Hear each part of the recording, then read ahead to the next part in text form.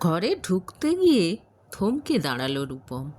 এরকম একটা দৃশ্য দেখার জন্য একেবারেই প্রস্তুত ছিল না সে।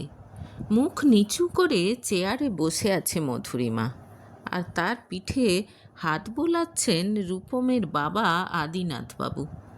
কি কথা বলছেন সেটা কিছু শুনতে পেল না রূপম, কিন্তু পুরো ব্যাপারটা তার খুব অদ্ভুত লাগলো। মাত্র 6 মাস হলো বিয়ে হয়েছে তাদের। প্রেম করে বিয়ে করেছে সে আর মধুরিমা। মা বাবাও মধুরিমাকে খুব ভালোবাসেন। মোট কথা, বিয়ে করেই এ বাড়ির সবার মন জয় করে নিয়েছে মধুরিমা। কিন্তু বাবা এরকম পাশে দাঁড়িয়ে চুপি চুপি কী বলছে মধুরিমাকে? ঘরে না গিয়ে সেখান থেকে সরে গেল রূপম। এর 2 দিন পর আবার একদিন বাবাকে মধুরিমার সঙ্গে কথা বলতে দেখল রূপম। আশ্চর্যজনকভাবে সে যেতেই কথা বন্ধ করে দিল দুজনে। এরকম সময়ে মধুরিমার তার বাবার সঙ্গে কি এত কথা বলার আছে সেটা কিছুতেই বুঝে পেল না রূপম। মধুরিমার ব্যবহারটাও যেন আজ কয়েকদিন ধরে একটু অদ্ভুত লাগছে তার। তাকে যেন খানিকটা অ্যাভয়েড করছে, সারাক্ষণ যেন কিছু একটা লুকাচ্ছে বলে মনে হচ্ছে। মনটা কেমন যেন সন্দেহপ্রবণ হয়ে উঠল রূপমের। কি এমন কথা যেটা মধুরিমা শ্বশুর মশাইকে বলতে পারছে অথচ স্বামীকে বলতে পারছে না? 4 মাসের প্রেগনেন্ট মধুরিমা। খবরটা শুনে প্রথমে আনন্দের জোয়ারে ভেসে গিয়েছিল রূপম আর মধুরিমা। রূপমের মা বাবাও বেশ খুশিই ছিলেন, সব কিছু বেশ ভালোই চলছিল। কিন্তু আজ কয়েকদিন ধরে মধুরিমার আচার আচরণ দেখে কেমন যেন সন্দেহ হচ্ছে রূপমের। সেদিন রাতে একটা দরকারি কাগজ খুঁজতে বাবার ঘরে ঢুকল রূপম। এখানে ওখানে খুঁজতে খুঁজতে একটা ড্রয়ারে মধুরিমার প্রেগন্যান্সি রিপোর্টটা দেখতে পেল সে। খুব অবাক লাগলো তার। মধুর প্রেগন্যান্সি রিপোর্ট বাবার রুমে কি করছে? বুকের মধ্যে কেমন যেন উচাটন শুরু হয়ে গেল রূপমের। হঠাৎ বাবার সঙ্গে মধুরিমার এত গভীর সম্পর্ক কি করে হলো? মন না চাইলেও অনেক খারাপ খারাপ কথা মাথায় ঘুরপাক খেতে লাগলো তার। আজকাল বাবা যেন মধুরিমার প্রতি একটু বেশি যত্নবান। মধুরিমা কি খাবে, কি করবে, সব কিছু নিয়ে অতিরিক্ত বেশি চিন্তা করছে। অফিসের কাজে 3 দিনের জন্য মুম্বাই যেতে হবে রূপমকে। সেদিন বাড়িতে এসে সে তাই মধুরিমাকে বলল, চলো আমার সঙ্গে যাবে, তোমাকে একা ছেড়ে যেতে আমার একটুও ইচ্ছে করছে না। না, এখন কোথাও যাব না, তুমি যাও, আমি বাড়িতেই থাকবো, শুকনো মুখে বলল মধুরিমা। সঙ্গে সঙ্গে ভীষণ রাগ হয়ে গেল রূপমের। সে তো ভেবেছিল বাইরে যাওয়ার কথা শুনলে খুশি হবে মধুরিমা, কিন্তু তা না হয়ে বাড়িতেই থাকতে চাইছে। হ্যাঁ, এখন তো বাড়িতে থাকতেই বেশি ইচ্ছে করবে তোমার। আগে তো সারাক্ষণ আমার সঙ্গে বাইরে যেতে চাইতে। অদ্ভুত চোখে মধুরিমার দিকে তাকিয়ে বলল রূপম। তার কথা শুনে আর 2 চোখে ঘৃণা দেখে কেমন যেন কুঁকড়ে গেল মধুরিমা, কিন্তু মুখে কিছু বলল না। আগে রূপম কিছু ভুল বুঝলে তাকে জড়িয়ে ধরে আদরে ভরিয়ে দিত মধুরিমা, কিন্তু এখন যেন সে কেমন উদাসীন হয়ে পড়েছে। ভাবখানা এমন যেন রূপমের ভালো লাগা খারাপ লাগায় কিছু যায় আসে না তার।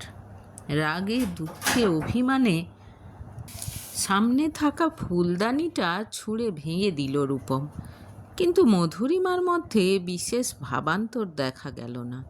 খাটের এক কোণে চুপচাপ বসে রইল সে। আরও রাগ হয়ে গেল রূপমের। দুমদাম পা ফেলে সেখান থেকে বেরিয়ে গেল সে।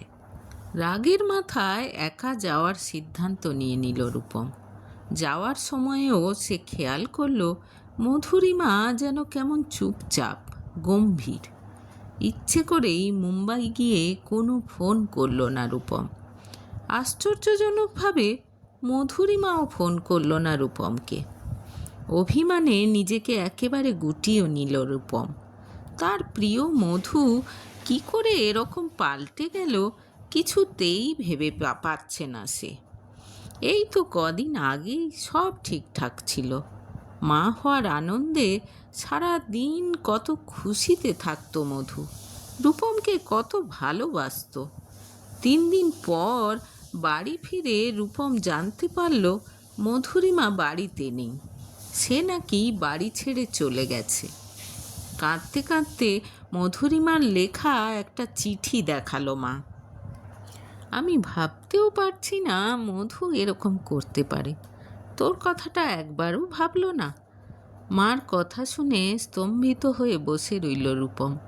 এরকম কিছু যে ঘটতে পারে সে তো কল্পনাও করতে পারেনি কোনো দিন। আমার মনে হয় বিয়ের আগের থেকেই ওর অন্য কারো সঙ্গে সম্পর্ক ছিল, গম্ভীর মুখে বললেন আদিনাথবাবু। অবিশ্বাসের চোখে তার দিকে কিছুক্ষণ তাকিয়ে রইল রূপম। আমার তো মনে হয় বাচ্চাটাও অন্য কারো ছিল, নয়তো এরকম সময়ে কেউ বাড়ি ছেড়ে পালিয়ে যায়। সন্দেহ প্রকাশ করলেন রূপমের মা প্রমীলা। চুপ করে দাঁড়িয়ে সব শুনল রূপম। রাগে দুঃখে অপমানে চারদিক তোলপাড় করে দিতে ইচ্ছে করছে তার। তার মধু শেষমেশ এরকম একটা কাণ্ড করে বসল। যাওয়ার আগে রূপমকে একবার জানালো না পর্যন্ত। এমনকি ফোনটাও সুইচ অফ করে রেখেছে। ভেতরে ভেতরে একেবারে বিধ্বস্ত হয়ে পড়ল রূপম। সপ্তাহখানেক পর বাড়ির পুরানো ড্রাইভার দিনু কাকা ফোন করল রূপমকে। কি একটা দরকারে রূপমের সঙ্গে দেখা করতে চায় দিনু কাকা। এই কদিন নিজের মনের সঙ্গে অনেক যুদ্ধ করেছি। বড়বাবু আমার অনেক উপকার করেছেন এক সময়। তার সঙ্গে বিশ্বাসঘাতকতা করলে হয়তো পাপ হবে আমার। কিন্তু মধু মায়ের করুণ চোখ দুটোও তো কিছুতেই শান্তিতে থাকতে দিচ্ছে না আমাকে। শান্তশিষ্ট এত ভালো মেয়েটার ওপর এত বড় অন্যায় হচ্ছে, এটাও বা কী করে চুপচাপ দেখব আমি? ভগবান যে আমাকে কোনো দিন ক্ষমা করবে না। এতটা বলতে বলতে প্রায় চোখে জল চলে এলো দিনু কাকার। কি হয়েছে দিনু কাকা, তাড়াতাড়ি বলো আমাকে, অধৈর্য হয়ে বলল রূপম। মধু মা কোথাও পালিয়ে যায়নি বাবু।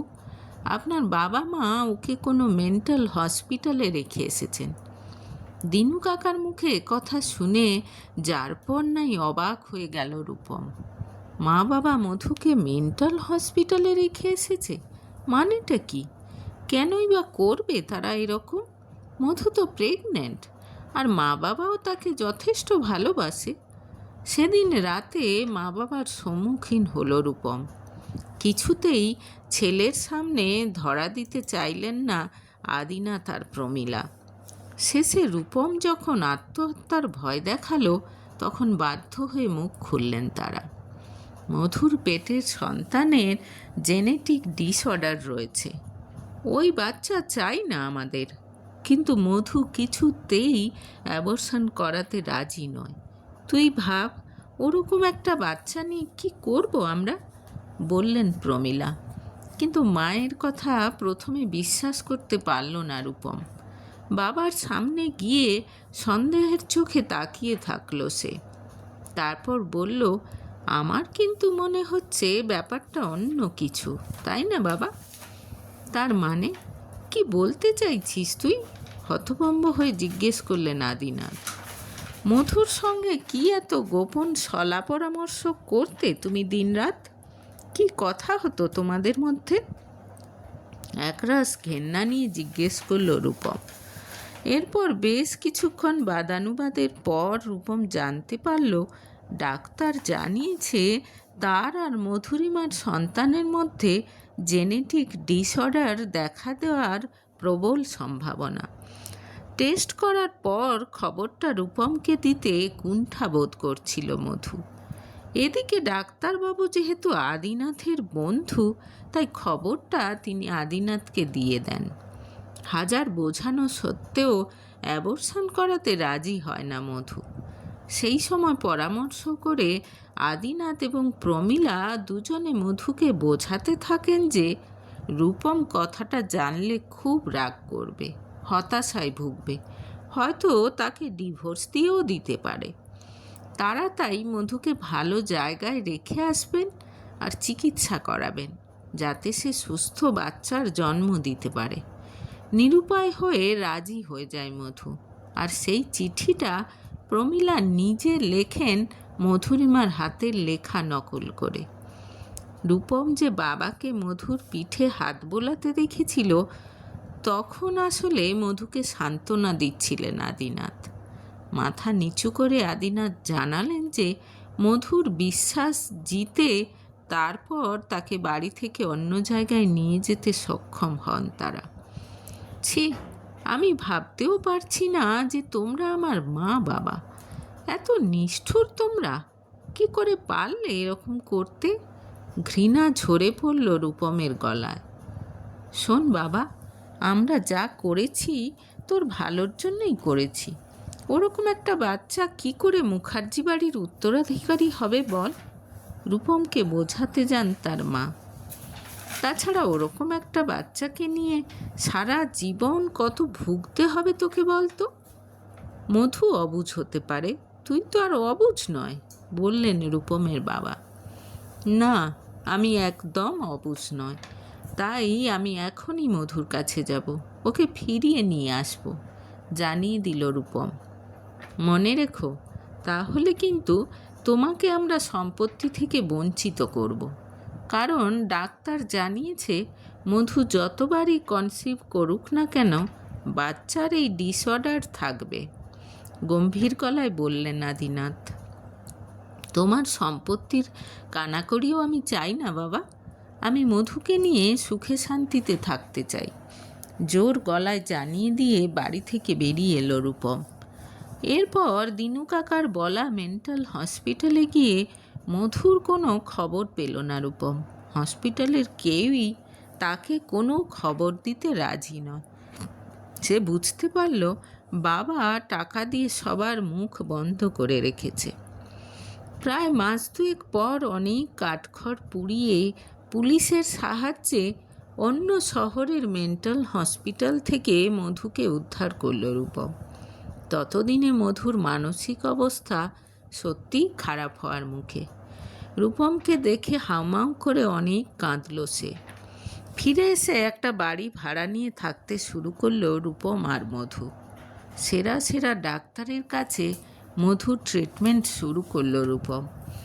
নির্দিষ্ট দিনে ফুটফুটে এক পুত্র সন্তানের জন্ম দিল মধুরিমা। বাচ্চা সম্পূর্ণ সুস্থ, কোনো খুঁত কিংবা অসুস্থতা নেই তার মধ্যে। আনন্দে আত্মহারা হয়ে পড়ল মধুরিমা আর রূপম। খবরটা পেয়ে তাদের কাছে ছুটে এলেন আদিনাথ আর প্রমীলা। নাতিকে সুস্থ সবল দেখে খুব খুশি তারা। বাড়ি ফিরে চল বাবা, আমাদের ক্ষমা করে দে। তুই বল, মুখার্জি বাড়ির একমাত্র উত্তরাধিকার ভাড়া বাড়িতে থাকবে, তা কি মানায়? লোকে কি বলবে? ছেলেকে বোঝাতে চান প্রমীলা। তুমি ভাবো তো মা, লোকে কি বলবে যখন তারা জানতে পারবে যে আমার স্ত্রী আর সন্তানকে যারা এত বড় বিপদের মুখে ঠেলে দিয়েছিল, তাদেরকে আমি কোনো শাস্তি না দিয়ে ছেড়ে দিয়েছি?